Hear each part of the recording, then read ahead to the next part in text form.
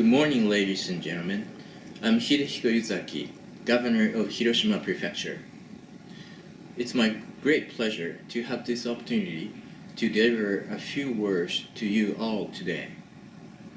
On this occasion, I'd like to express my deep respect to President Rachel Branson, member of the Bulletin of Atomic Scientists, and all the distinguished guests at this event for their efforts to cultivate the minds of people through this publication. The Bulletin indeed plays an important strategic role in illustrating grave scientific and technological matters that threaten human society, including the challenges of nuclear and other weapons of mass destruction, as well as global climate change.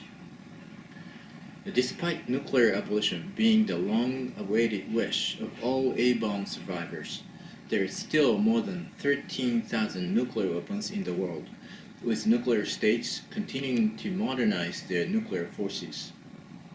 Moreover, nuclear disarmament continues to stagnate, further exacerbating global tensions. This is evident through the lapse of the Intermediate Range Nuclear Forces Treaty, the United States' unilateral withdrawal from the Iran nuclear deal, and Iran suspending its cooperation in several JCPOA requirements.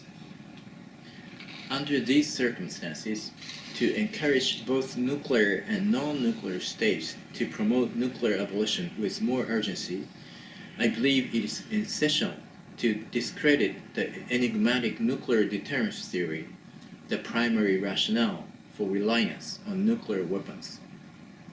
To this end, Hiroshima Prefecture has been collaborating with peace research institutions worldwide, such as the CIPRI and Chatham House. From our research, we have concluded that nuclear deterrence theory has significant defects in the four following aspects.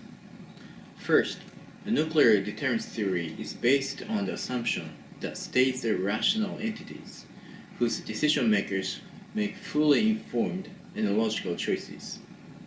The second, given the currently unstable relationships between the United States and its allies, the effectiveness of extended nuclear deterrence is very uncertain. Third, the influence new technologies will have on international relations is unknown, particularly the vulnerability of defense systems to new weapons, such as hypersonic glide vehicles. And fourth, the development of low-yield nuclear weapons has blurred the boundary between conventional weapons and nuclear weapons. In other words, a nuclear deterrent theory is based on unverifiable assumptions, with technological innovation and geopolitical factors further bringing into question whether deterrence will continue to prevent nuclear war. In these circumstances, we must never allow ourselves to stop thinking critically or to become complacent in our dependency on nuclear deterrence theory.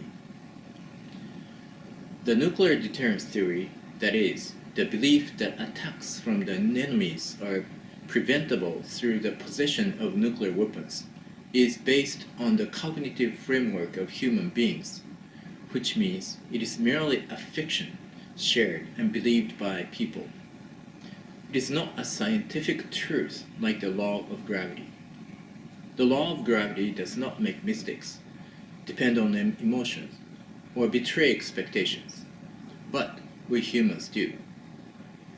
And there is too much evidence and testimony that we did make mistakes, depending on emotions and betraying expectation on the verge of nuclear attack, for us to continue relying our lives and the future of this planet on this theory.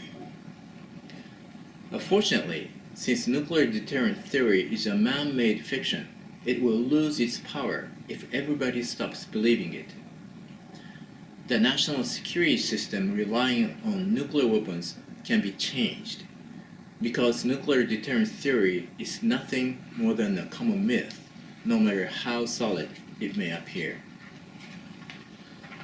The disarmament agenda drawn up by UN Secretary General Antonio Guterres comprehensively describes the disarmament challenges that international society faces today, including those regarding nuclear weapons.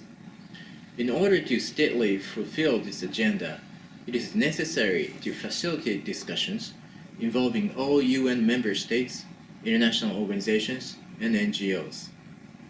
Since every human on Earth is a stakeholder in this enduring issue, we need to generate powerful momentum towards the abolition of nuclear weapons by networking and invoking the engagement of as many people as possible. Hiroshima will strive to help all UN member states agree to eliminate nuclear weapons as soon as possible and set their abolishment as a new target.